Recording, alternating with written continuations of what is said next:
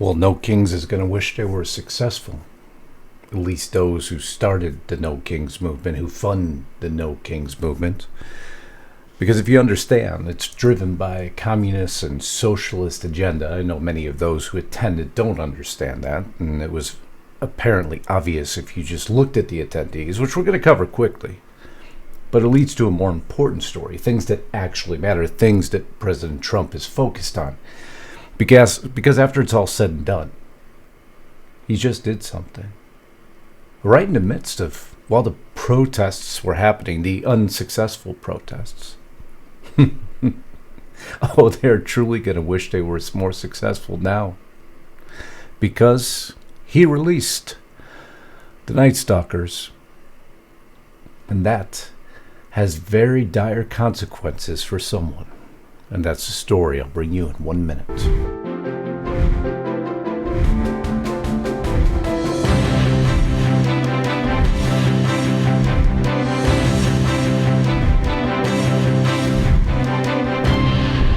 So let's start with No Kings.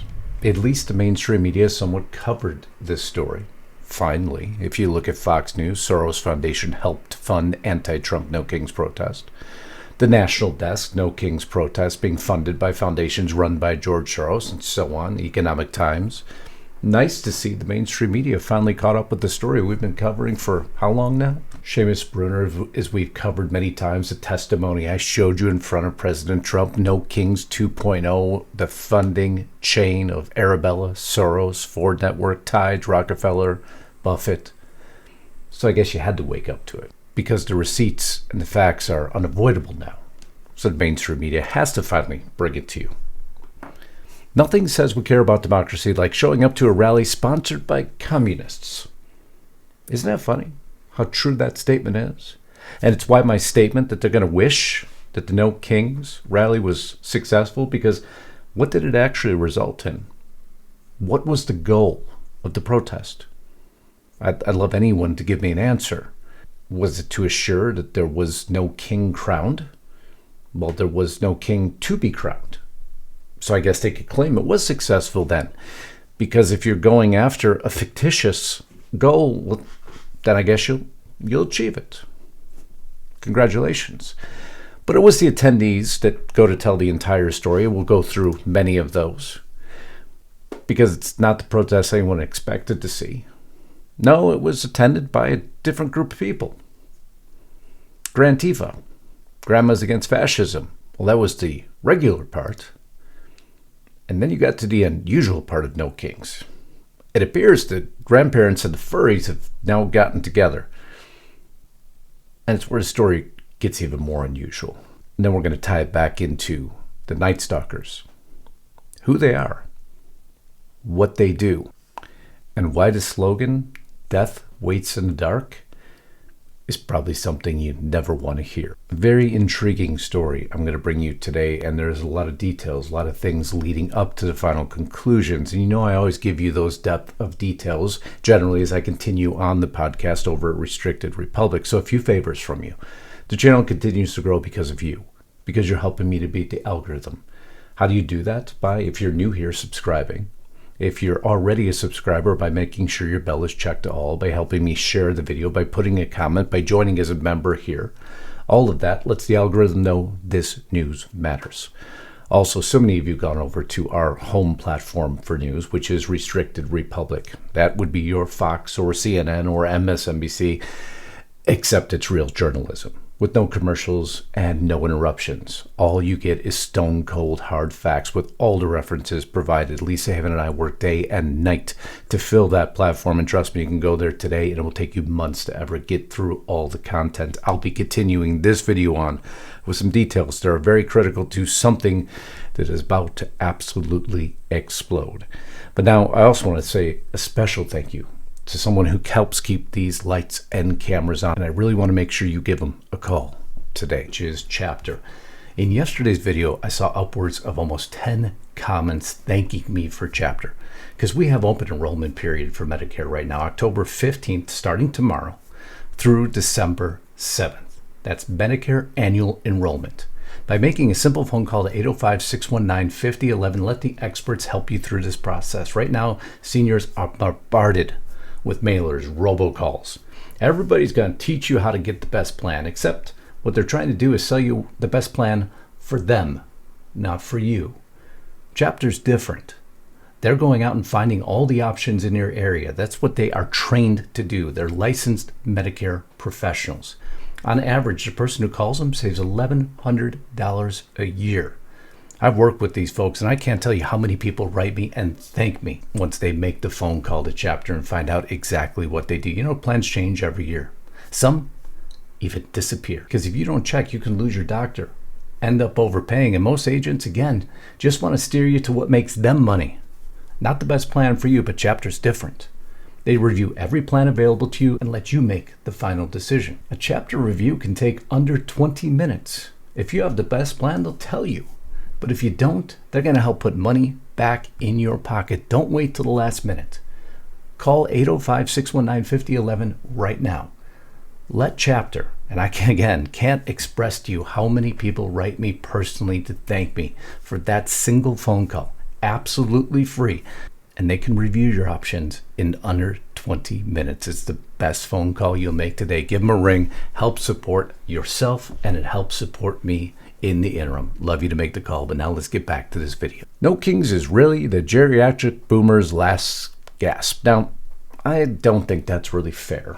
If people want to protest, they're allowed to protest. I don't care your age. I don't care your race. I don't care about any of that. But it is definitely a different dichotomy of people than we've seen before. The groups, this is No Kings in Atlanta, a city where the largest racial demographic is by far black. However, that is not who was in the crowd.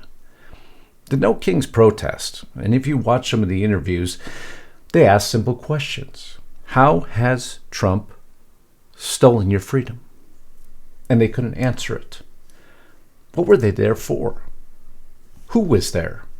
Was this protest successful in any way, shape, or form? It looked different than anyone thought it would look. Peaceful for the most part. No coverage of anything, of any violence. Well, by who was attending, now we see why there was none.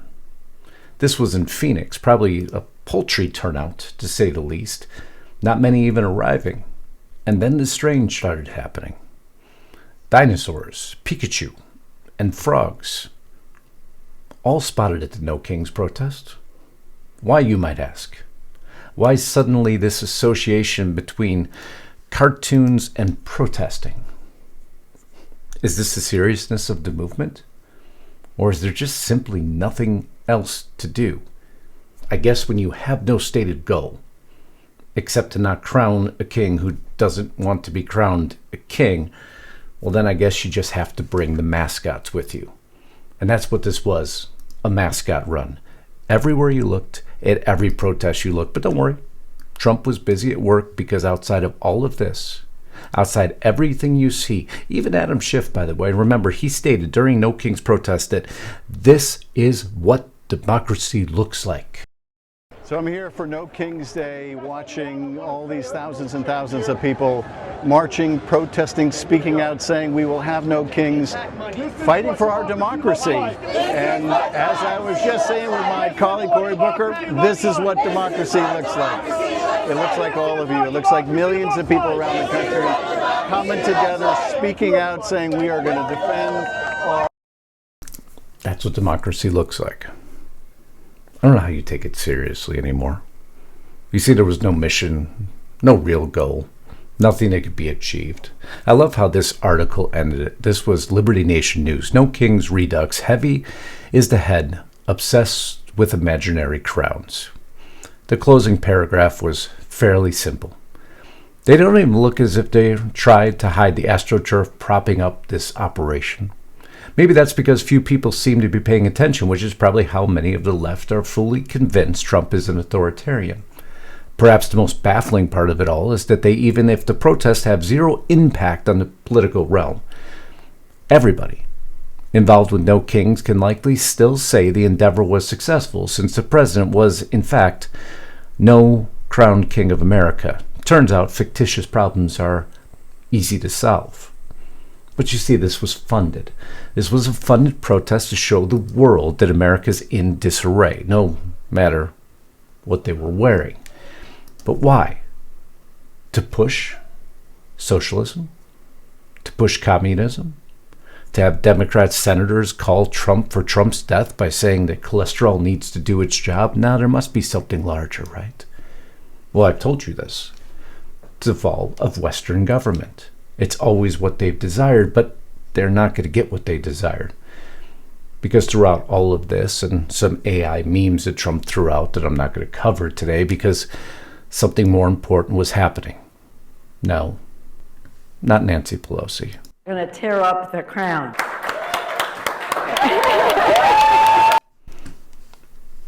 Like a proud child, she was able to tear apart a paper crown.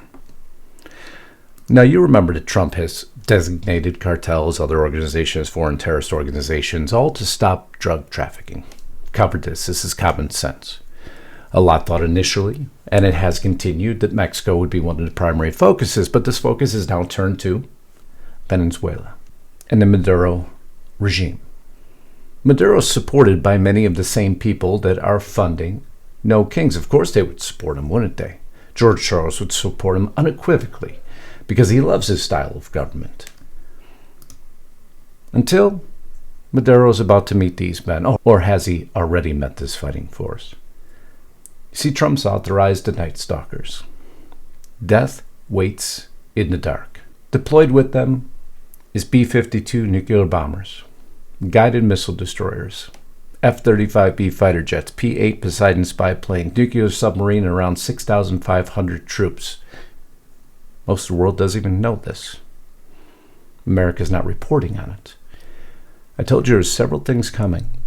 I tried to prepare you last week for several moving parts. This was one of them that was coming and brewing in the background. Trump gave you some indications. The strike comes against the backdrop of the largest U.S. military buildup in the region since the Cold War.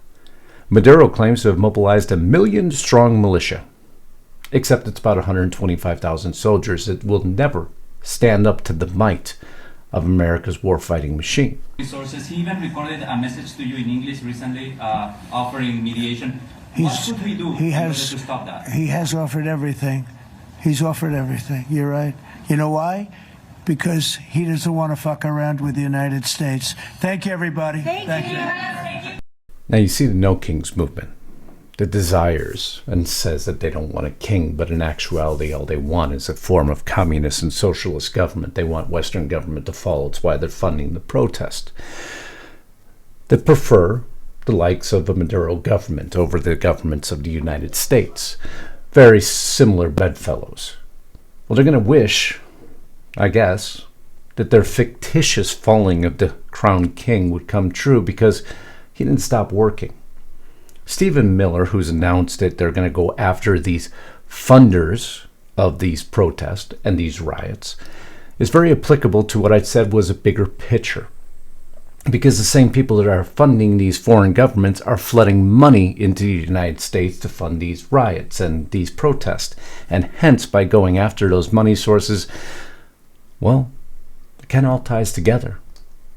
Because what Trump did and what he's doing by attacking forms of government like Venezuela and Maduro, and if you think it's isolated, it's not. The CIA's been busy at work. And so you get a little peek under the tent of what I do when I extend this podcast over at Restricted Republic. Why the details are always important is, do you know that Trump's already approved the CIA to be operating in Venezuela? They're already talking to people within Venezuela about toppling the Maduro government. Maduro government who's channeling drugs into the United States, supported by, again, some of the same funding networks that are funding the riots here in the United States. Those identified by Stephen Miller and the administration. And if they're common money sources and we're able to cut off those money sources and drugs coming in illegally into the United States, then they would lose their foothold in the United States. And then what happens when you start quelling the violence and protests, which also seem to be operating in many of our big cities right now, don't they? You see, Trump's been very uniform in his approach. It's not fragmented, like the Democrats' approach has been. As a matter of fact, what's he been doing leading up to all this? To go into further details. He's been consistent. He's been in stride. September 2nd, 15th, 19th, 3rd, 14th, 16th. That's exactly how many strikes have already happened in Venezuela. And is Maduro going to be backed up? Well, again, details are important. Because Colombia is all but said already, honestly, I'm not much of a fan of the policies pursued by the current government of Venezuela, but I do know what can happen if Colombia, and that is my responsibility, if missiles start falling over there, or as announced today, if a violent operation begins by land carried out by CIA agents, they say, or by U.S. Marines, or as we already know, if missiles are launched at an unarmed civilian population, whether or not it's part of the drug trafficking chain. If I was Maduro, I wouldn't be sleeping really well with that statement, because it appears your allies are gone. And if you listen to what Trump's been saying and telling you for months now, you understand you're not the only one he's going after. No, he knows who's supporting you. He knows who's hoping your drugs make it into the United States. He knows who may be helping to fund that also. And now it appears that much of this is all one and the same. And these networks are going to be rooted out in the United States and potentially in your country. You see, it's all one and the same. So those who were funding the No Kings protests, those who did it with malicious intent, you really should have had a better agenda. Because you're going to wish that was actually successful if it actually had a goal, which it didn't. But I'm really happy the mascot showed up, because you showed us exactly what you stand for. You're a clown show, nothing more and nothing less. And now I'm going to give you the rest of the details of what may lead up to the explosion. For those of you who haven't been at Restricted Republic yet, I certainly hope you'll join me there. And don't forget, I love you all. Until next time, Godspeed and God bless. Justus Knight, signing out.